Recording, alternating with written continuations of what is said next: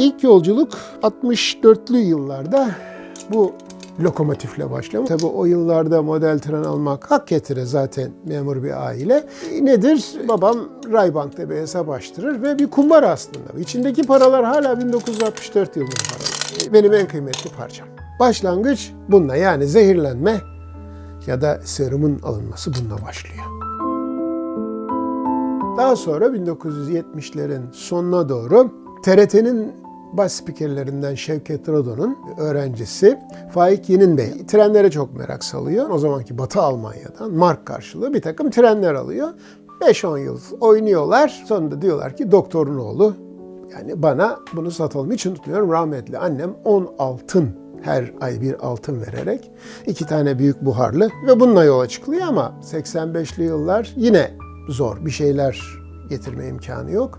Daha sonra 99 depreminde İstanbul dışındayken yan tarafta bir Alman aileyle tanışıyorum. O Alman aile Almanya'ya telefon açamıyorlar o sabah. Onlarla bir diyalog sonucunda beni Almanya'ya davet ediyorlar. 2000 yılında Şubat'ta ilk Almanya'ya çıkıyorum. O giriş bu giriş. 55 kez Almanya var. Başka hiçbir şey getirmeksizin sadece model tren ve onun aksesuarlarıyla. Bu trenler benim için bir dünya oldu. Ben bu hobim sayesinde her türlü zamanımı olumlu yönde geçiriyorum. Yani benim dedikoduya vaktim kalmıyor. Burada 460'ın üstünde lokomotif var. Günde ben bir tanesine bakım yapsam bir yılda o lokomotife sıra gelmiyor. 3000 tane vagon var. Bu 3000 vagonu ben her gün 10 tanesini raya koysam bir yılda onlara da zaman gelmiyor. Yani dolayısıyla bir insanın hobisi olması demek, kendi iç harbimizle, kendimizle savaşmamızı doğru hale getiriyor. Bir savaş içindeyiz biz burada. Yani para kazanma savaşı, bir yerlere vaktinde gitmek, işte kimisi zengin olma savaşında. Yani hayat bir savaş. Ama bu savaşı sağlam bir kafayla yapmak var. Bir de çürük bir kafayla yapmak var. İşte hobinin en büyük faydası bende bu.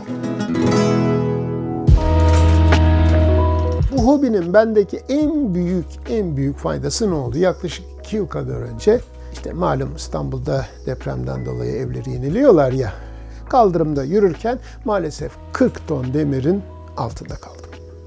Ve 40 ton demirin altında ambulans çıkaramadı. İtfaiye geldi. Onlar da umutsuz bir çaba içindeydi ama bir mucize oldu. Toprak çöktü, bana bir yaşam alanı çıktı, beni oradan çıkarttılar. 6 küsur ameliyat geçirdim. Hala sekiyorum ama en azından yürüyorum. Tabii hasta yatağınızdasınız, sıfırı tüketmişsiniz. Kendime kafa koydum. Yani doğum günüme, Haziran'ın ilk haftasına ben kalkacağım dedim. Ve buraya koltuk değnekleriyle sürüne sürüne geldim. Ve o 3 ay boyunca çok büyük bir ilham kaynağı aldılar. Onları çok özledim. Ne zaman trenlerime ulaşacağım, ne zaman o arızalı olanı tamir edebileceğim, ne zaman onun vagonlarını takacağım. Geldiğimin ilk gün 2 saat sonra bayıldım orada. Defalarca buraya sessiz sedasız geldim. Yani hobi şöyle bir şey, sizi hasta yatağınızdan kaldırır. Tabii bu hobi derken hobinizle ne derece bağlısın? Şimdi yoldaki insanlara soruyorlar. Hobin ne? Kitap okumak, yürüyüş yapmak. Ya bunlar hobi değil zaten. Okumazsan olmaz ki. O nefes almak. Yürümezsen olmaz ki. Koleksiyon kavramı yani bir toplayıcılık anlamında olmamalı. Gördüğünüz her şeyi almak değil. Bir de benim bir inandığım bir şey var. İnsanın birden fazla hobisi olursa o hobiler yarım olur. Yani 2 hobiniz varsa 2 tane yarım hobiniz var. Bir tane hobi olmalı. Bu hale gelmesi için çok çaba gösterdim. Kendi arabamı sattım. Bir takım şeylerden kestim.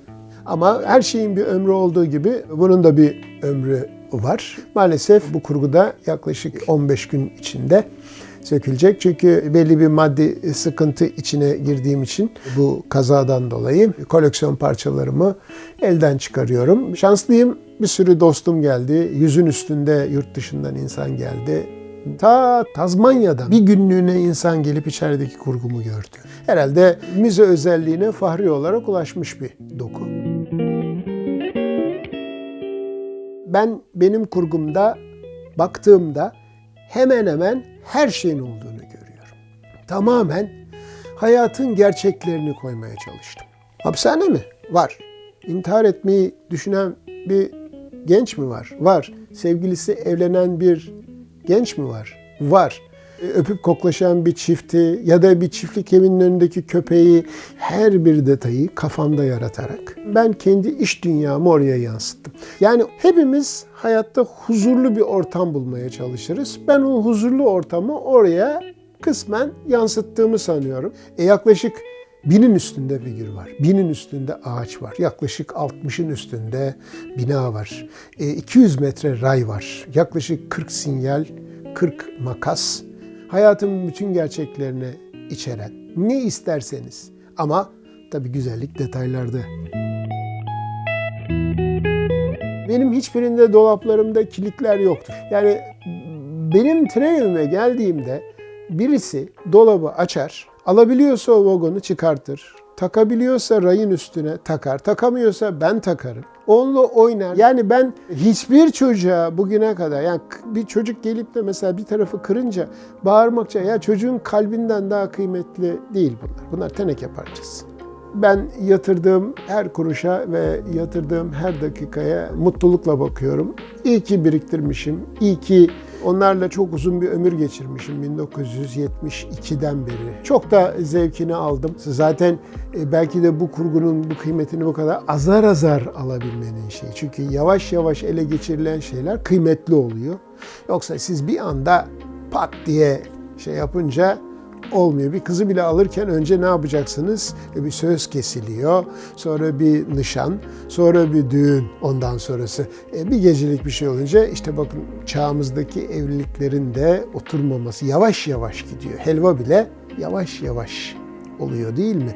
Yani bir yavaşlık çok önemli. Keşke şimdiki nesil de bir mektubun ne kadar yavaş yavaş geldiğini tadabilse de o zaman kimse e-mailden pat diye kötü şeyler, kısa mesajdan birbirlerine kırıcı mesajlar atmaz. O onun kıymetini anlar, anlatabiliyor muyum? Yani eğer bir şey hızlanırsa güzellikleri görme imkanınız bitiyor. Yeni neslin bu elle tutulabilen bir hobiye tutunduklarında hayata daha güçlü olacaklardır. Yani atıyorum, çok büyük bir yakınınızı olmadık bir anda kaybettiniz. İşte o gün siz bıraktığınız kötü bir alışkanlığa dönme ihtimaliniz çok yüksek. Ama hobiniz varsa tıpkı bir fırtına düşünün ama o fırtınadan kaçıp sığınacağınız bir hobiniz varsa o zaman tekrar sağlam bir şekilde o hayatın zorluklarına açılırsınız. Yani nasıl zehirlendiğinizde size bir serum bağırıyorlar, yatırıyorlar bir hastanede ya da işte ateşiniz çıktığında bir serum veriyorlar.